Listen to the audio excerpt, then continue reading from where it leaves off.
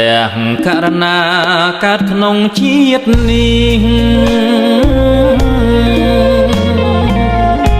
ស្ដាប់ស្គាល់វិសេងធម៌នៃព្រះសាស្តា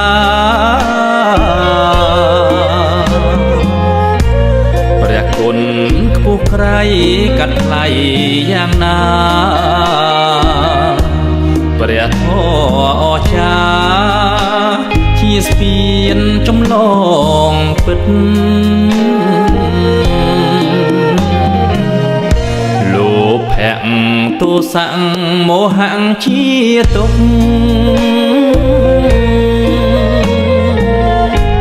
មកច្រានក្តីសុខឃ្លាតគ្មានអាណិត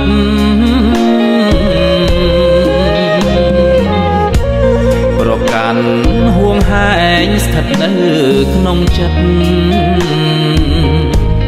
សត្រូវធំពិតឥតមា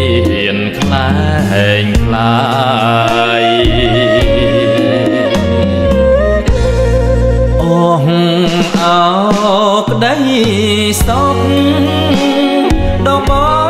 រិបូរណ៍មិនមែនជាធ្នូវត្ថុក្រៅទាំងឡាយជាការលះទុកជីវិតនេះហើយកុំបងអងឡើយលះរាល់ថ្ងៃយប់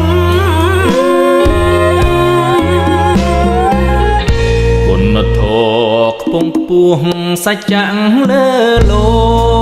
ក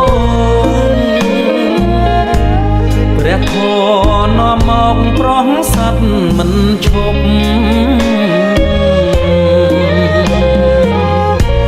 ទោះមនុស្សទេវតាប្រាថ្នាមិនចប់លះបង់មិនជាប់ជំពាក់លោកយ៉ាងឡើយ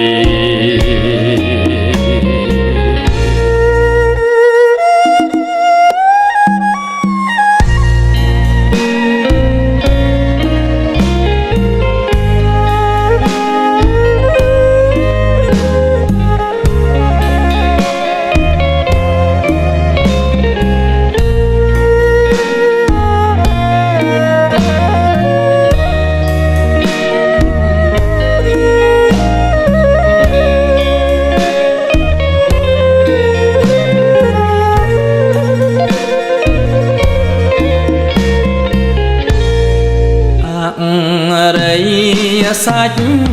ចាក់ត្រាស់ដឹងទាំង4ធម៌អង្គជាក្បួនអវាទទាំងឡាយ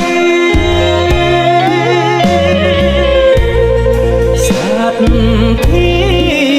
សាលទៀនបញ្ញានិងហើយប្រយោជន៍ជាត្រើយចាផុនទុំ